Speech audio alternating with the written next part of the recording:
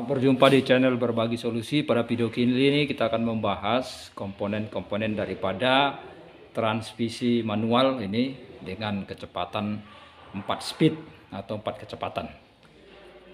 Nah, di sini ada komponen-komponennya dan juga sistem kerjanya. Yang pertama ini adalah komponen input shape. Ini input shape-nya. Nah, kemudian ini ada yang warna kuning, ini namanya sinkromes. Nah, kemudian ini yang giginya lurus-lurus ini namanya clutch hub atau clutch hub. Nah, ini. Nah, kemudian ini tempat dari clutch hubnya ini ada namanya hub slip atau hub slip. Nah, kemudian ini yang miring-miring ini ada 1, 2, 3, 4. Ini adalah gigi percepatan. Ini gigi percepatan 4, 3, 2, 1. Nah, kemudian ini ada bentuknya juga seperti ini dan menyatu. Itu namanya adalah counter gear. Nah, kemudian dari sini yang berhubungan ke sini, dari transmisinya keluar power yang keluar ini yang dilanjutkan nanti ke propeller shaft, itu namanya output shaft atau daya yang keluar dari transmisi. Nah, sekarang bagaimana sistem kerjanya? Sistem kerja daripada transmisi ini adalah, nah, ketika ada putaran dari mesin, nah misalkan ini ada putaran dari mesin. Nah, kemudian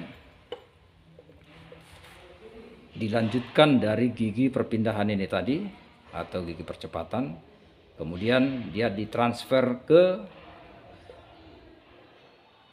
gigi mati atau counter gear ini tadi.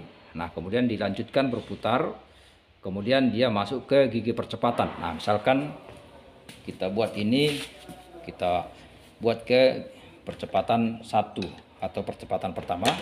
Ini kita putar, kemudian kita geser.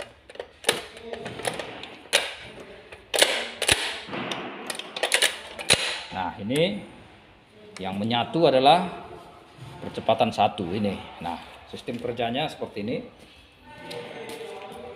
Mesin berputar, kemudian dari input shape-nya ini dilanjutkan ditransfer ke counter gear ini seperti ini. Nah, oleh counter gear lanjut, kemudian lanjut kemari, kemudian masuk ke gigi percepatan 1. Ini gigi percepatan pertama, kemudian ditransfer ke output shaft-nya. Nah, dia diputar kemari. Nah, seperti ini dia berputar.